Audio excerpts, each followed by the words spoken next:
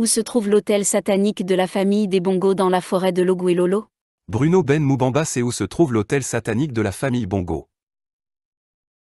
Bruno Ben Moubamba est un homme politique gabonais né à Libreville.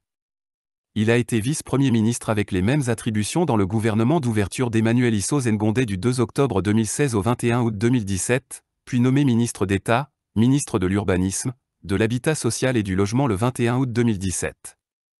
Il est démis de ses fonctions le 7 septembre 20172 à la suite d'un désaccord politique larvé de plusieurs mois sur le plan de relance économique, PRE, du président Ali Bongo Ondimba.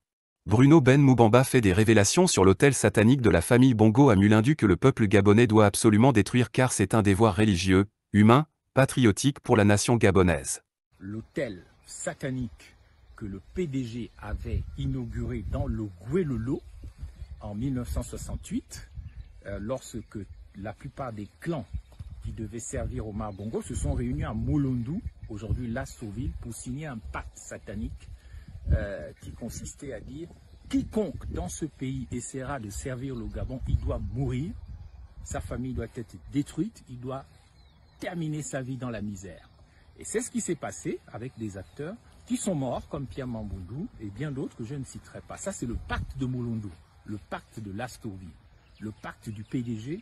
L'hôtel satanique du PDG était dans Logoué-Lolo. L'hôtel satanique de la famille Bongo se trouve à Mulindou, c'est un département du Gabon, situé dans la province de Logoué-Lolo.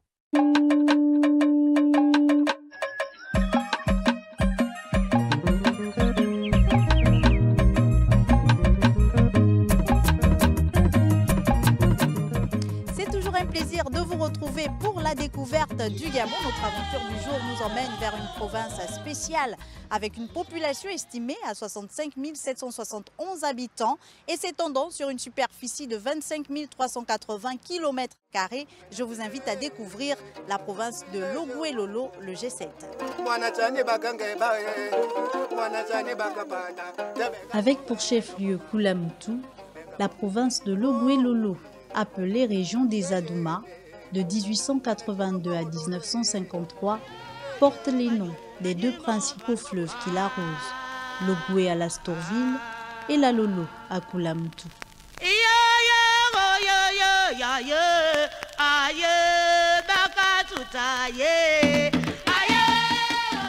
L'armoirie de Logoué-Lolo comporte un aigle représentant les monts du Chahut et qui brise des chaînes, symbole de la libération des esclaves par Savognon de Brazza.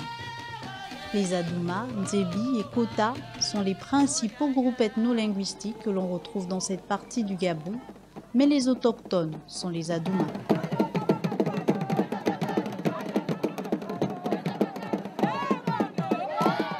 Surtout à ne pas manquer lorsque vous passez par Logoué-Lolo de faire un détour par le mont Ibunji, sanctuaire de biodiversité.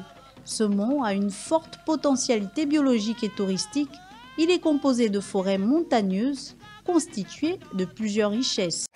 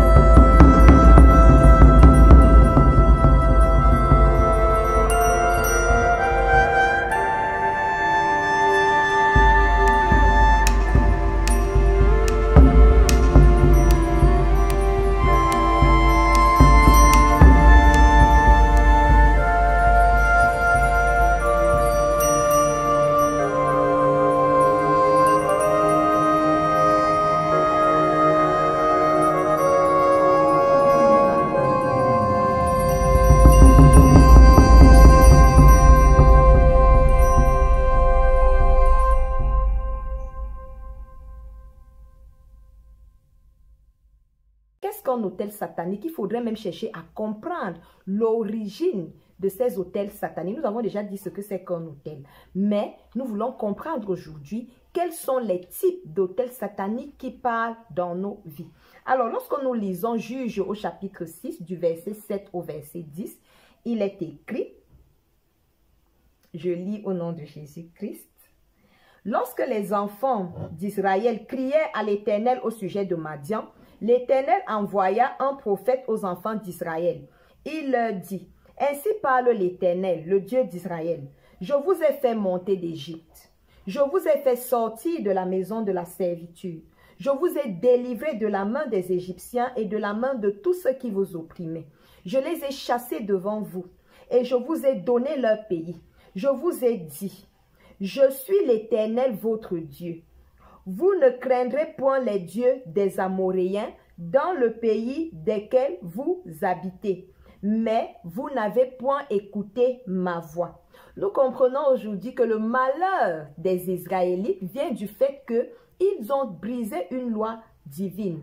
Ils ont tourné le dos à Dieu. Dieu leur avait clairement dit de ne pas servir d'autres dieux, mais ils sont allés se prosterner devant les dieux des Amoréens. Alors, qu'est-ce que cela nous apprend? Cela nous apprend que les Israélites ont déclenché la colère de Dieu. Et c'est ce qui peut se passer dans nos vies. Regardons Jésus-Christ lorsqu'il a été tenté dans le désert. Satan est venu lui dire, ok, si tu fléchis le genou devant moi, je te donne les royaumes de la terre, je te donne si je te donne, ce qui n'est qu'une gloire éphémère. Jésus-Christ a résisté. Jésus-Christ a dit, tu fléchiras le genou devant le Dieu Tout-Puissant, seul, devant l'Éternel Dieu tout seul. Lui seul, tu ne fléchiras pas le genou devant d'autres dieux. Mais est-ce que nos ancêtres ont pu résister comme Jésus-Christ? Peut-être que tu as un ancêtre qui a voulu être chef de village et en échange du pouvoir qu'il demandait aux forces occultes, les esprits sataniques lui ont demandé de sacrifier les fruits des entrailles de ses enfants. Tu vis une stérilité aujourd'hui, tu regardes dans ta famille, presque tout le monde est stérile. Un ancêtre a dû sacrifier cela pour devenir chef. Tu vas voir, l'autre voulait de l'argent, il voulait un argent rapidement, un argent fou. Il allait voir un esprit satanique. Il lui a dit, ok, moi je veux être riche en échange de ma richesse. Je vais te donner tous les premiers-nés de ma famille. Or, nous savons que les premiers-nés normalement appartiennent à Dieu. Mais tu vas voir dans une famille, tous les premiers-nés vont se mettre à mourir. Mais si c'est une famille déjà qui est ancrée dans le Seigneur, les premiers-nés sont protégés par Dieu. Peut-être c'est les deuxièmes-nés qui vont se mettre à mourir ou les troisièmes-nés. Bref, il y a toujours quelque chose que le diable prend en échange. Et ce genre d'hôtel-là, on appelle ça les hôtels démoniaques.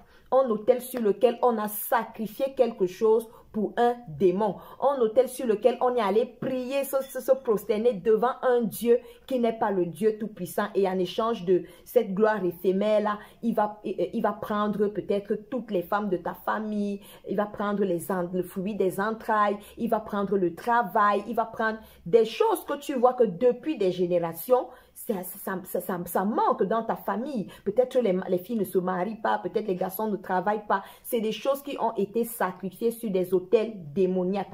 Et c'est également les hôtels sataniques qui sont à l'origine des maris et des femmes de nuit. Parce que oui, lorsque ton ancêtre ou toi-même, tu vas aller faire allégeance à cet esprit satanique-là, il va dire, ok, toute ta descendance m'appartient. Alors, il devient votre femme, votre mari de nuit. Ou alors, si c'est un esprit féminin, il devient votre femme de nuit. Et puis, lorsque tu veux te marier, il va venir menacer tes prétendants. Ou alors, lorsque tu te maries, toi, l'homme, il vient menacer ton épouse. Il entre en toi sous forme d'esprit de colère. Lorsque tu te mets en colère, tu casses tout. Et toutes les femmes partent. Elles ne peuvent pas rester parce qu'en fait, ce n'est pas toi qui les menace, mais c'est l'esprit qui est derrière toi. C'est ce mari de nuit-là ou cette femme de nuit-là. Et certains maris de nuit et femmes de nuit détruisent plutôt la descendance. C'est-à-dire que tu réussis à te marier, mais chaque fois que tu conçois, il tue l'enfant. Chaque fois que tu conçois, il tue l'enfant parce qu'il ne veut pas que tu aies des enfants avec un autre. Il est jaloux, en fait. Il sait que tu lui appartiens.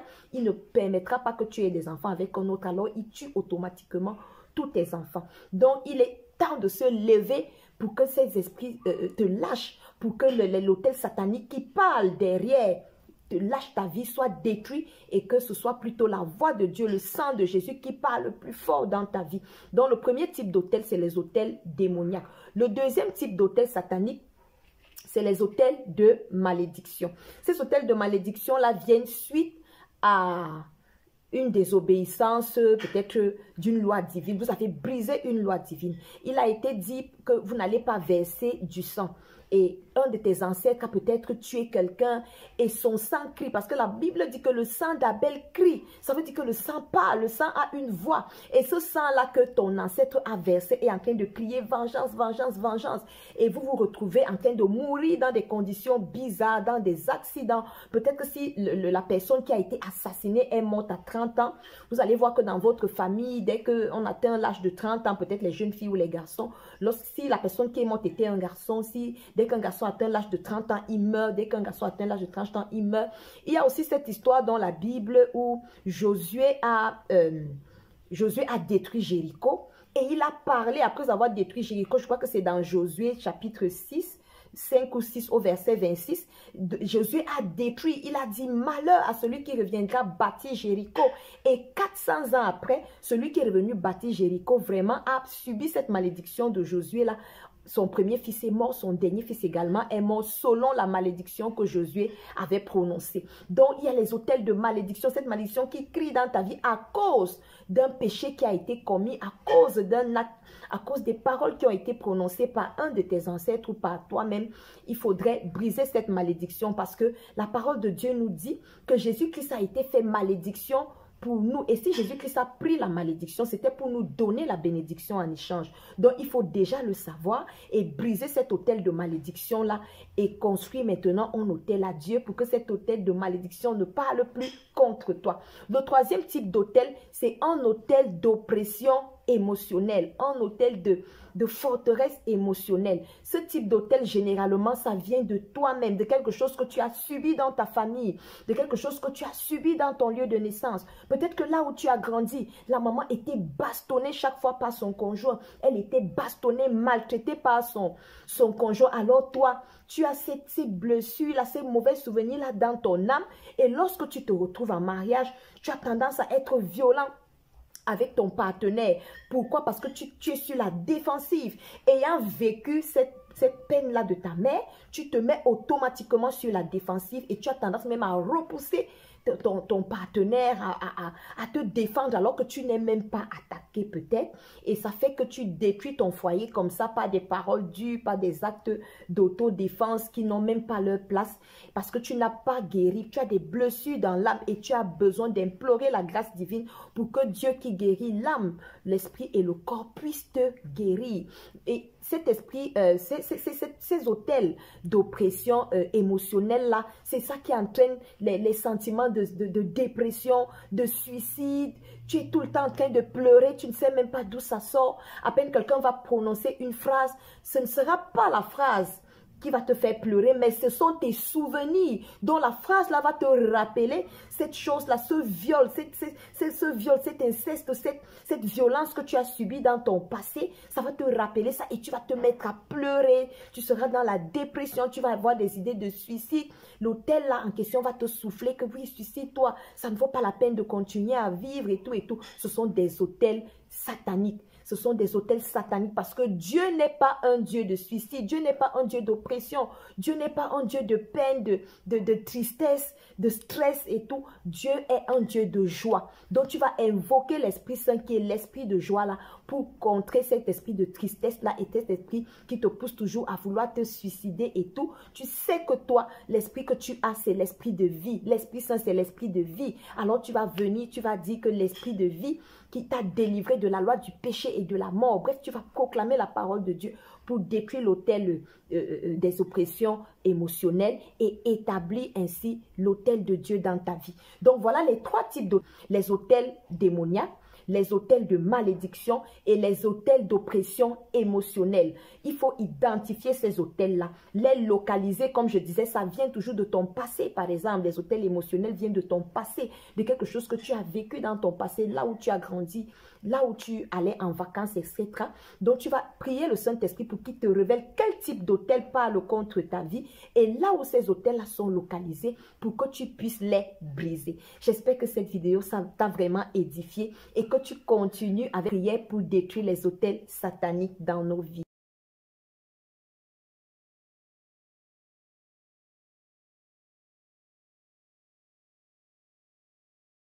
Détruisons l'hôtel satanique de la famille Bongo dans la forêt de l'Ogué-Lolo pour libérer le Gabon.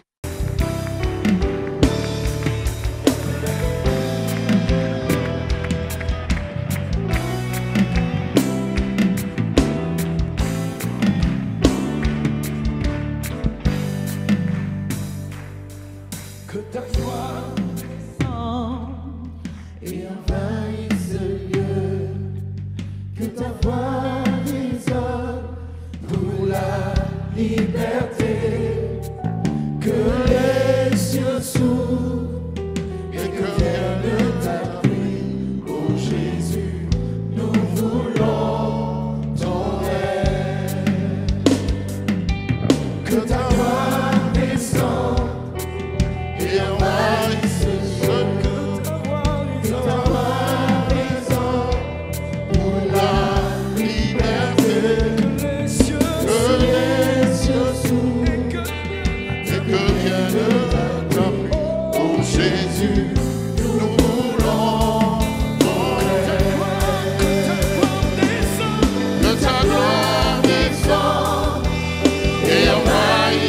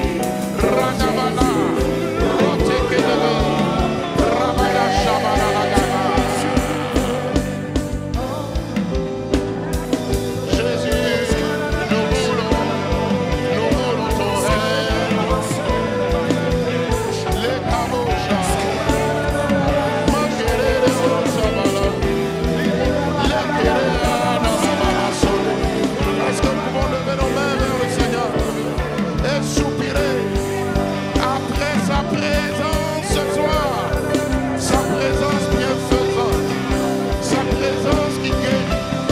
Est-ce que quelqu'un ce soir peut lever les mains vers le Seigneur et ouvrir grandement son cœur à la réception de la présence de Dieu?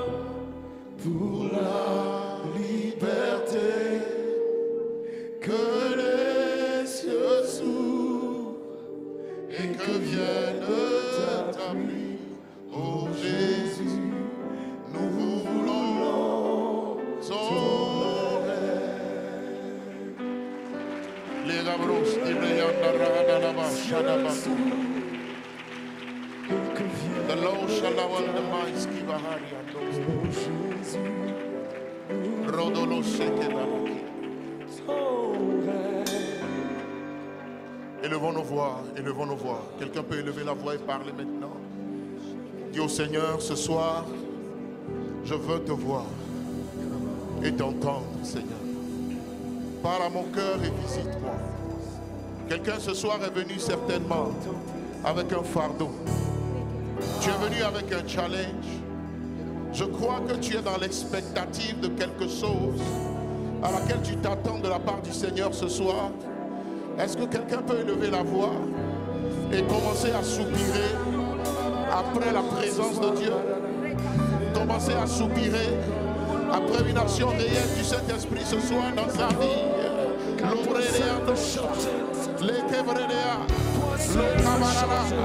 Dis au Seigneur ce soir, je veux te voir, je veux t'entendre, je veux de ta touche. Visite-moi.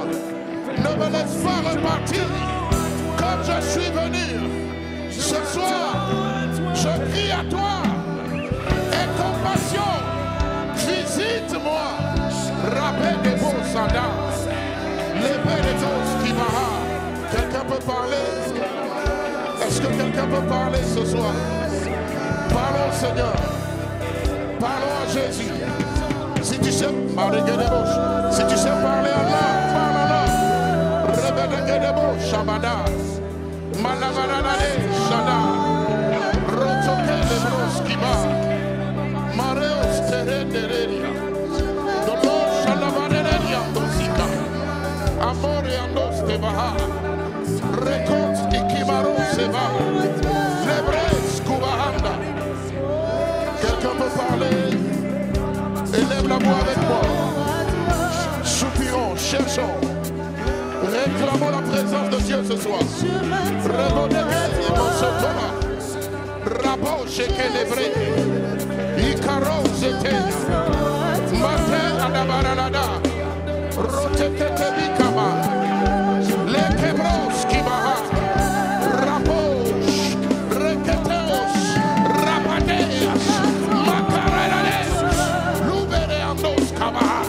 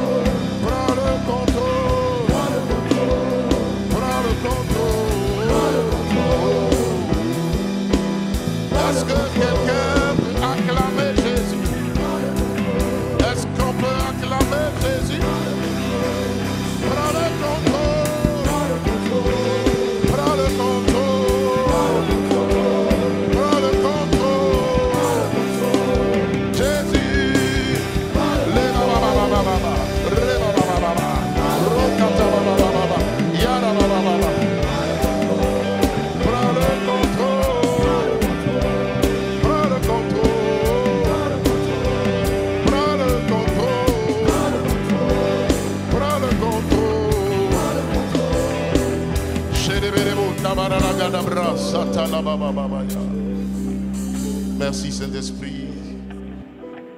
Contrôle toutes choses maintenant. Nos vies sont devant toi ce soir. Nous avons tellement soif de toi. Merci pour ce cœur que tu guéris ce soir. Merci pour ce cœur malade qui est venu ici, que tu es en train de rétablir ce soir dans le nom de Jésus-Christ de Nazareth. Merci pour ces douleurs, Seigneur, dont tu te charges ce soir.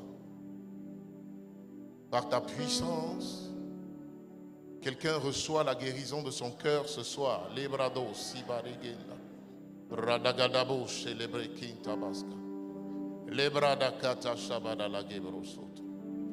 Le Saint-Esprit est en train de donner à cette personne un cœur nouveau. Un cœur nouveau, un cœur nouveau. Quelqu'un est venu ici avec un cœur malade. La puissance de Dieu est en train de te visiter maintenant. Et le mal dans le cœur est en train de partir.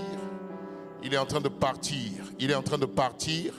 Ton cœur est rétabli maintenant. Maintenant même. Maintenant, dans le nom de Jésus-Christ, la puissance de Dieu te visite pendant que je parle.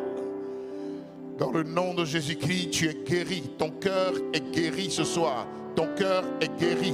Ce cœur malade est guéri. Ce cœur qui est en train de se déformer, qui était en train de se déformer, maintenant est visité. Tu es guéri dans le nom.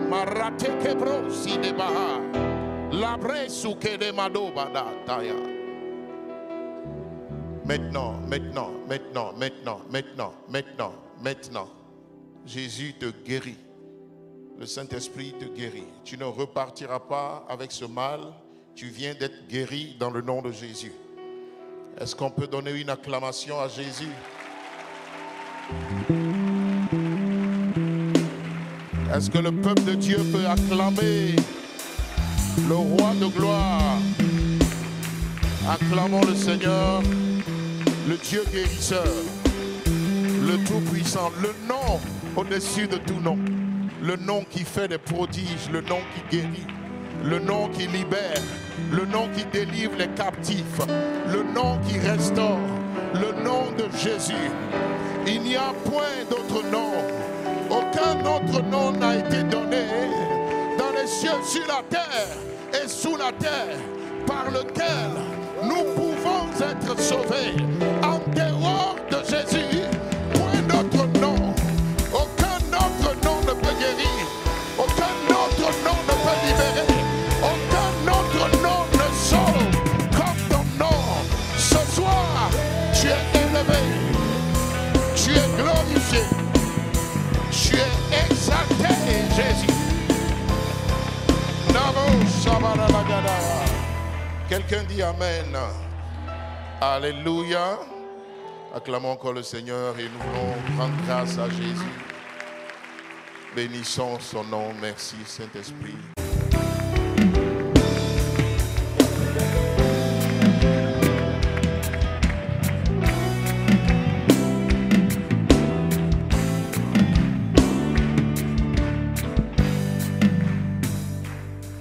Que ta gloire et envahisse ce lieu, que ta voix résonne pour la liberté, que les cieux s'ouvrent et que vienne ta pluie, ô Jésus, nous voulons ton règne, que ta voix descende et envahisse ce lieu.